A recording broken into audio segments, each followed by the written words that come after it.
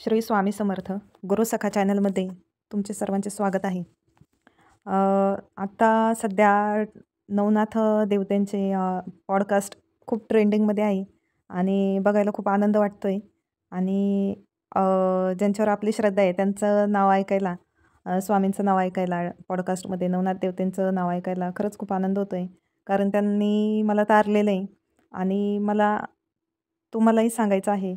जर तुम्हाला तुमच्या आयुष्यात खूप अडचणींचा सामना करावा लागतो आहे, अडचणी कसल्या तर तुम्हाला एखादा शत्रू त्रास देतो आहे वारंवार. आता हा विश्वासाचा विषय आहे.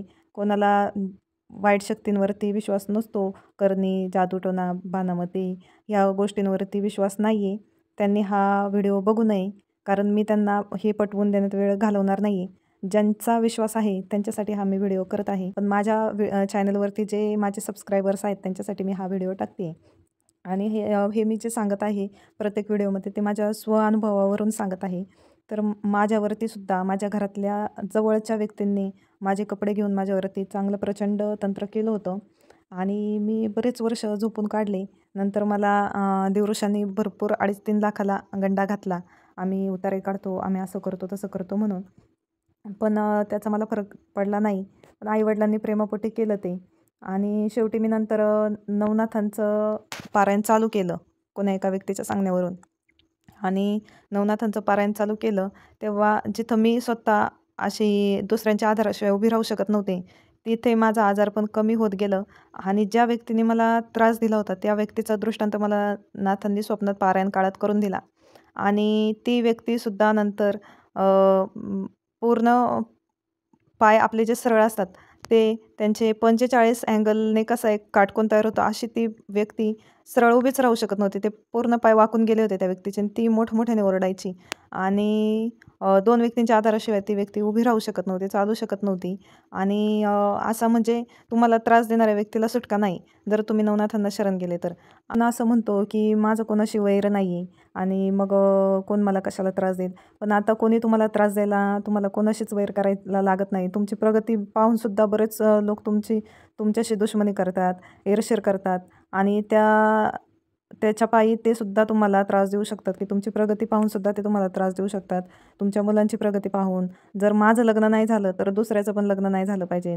मग तो भावकीचा विषय असू दे, जमिनींचा वाद असू दे, व्यवसायाचा वाद असू दे. व्यवसाय क्षेत्रामध्ये सुद्धा हे प्रकार खूप चालू आहेत. आणि सासू-सुना घरामध्ये सुद्धा एकमेकांचं जर काही पटलं नाही की त्याच्यातून सुद्धा असे गैरप्रकार चालू आहेत. आणि देवऋषी लोक तर गोळा करायलाच बसलेले आहेत. अगदी ते खालून वरून सोन्यानेच मढलेले आहेत. त्यांनी कपडेसुद्धा आता सोन्याचे घालायला सुरुवात केलेली आहे. त्यामुळं असल्यांचे खिसे भरण्यापेक्षा तुम्ही स्वतःची ढाल स्वतः तयार करा.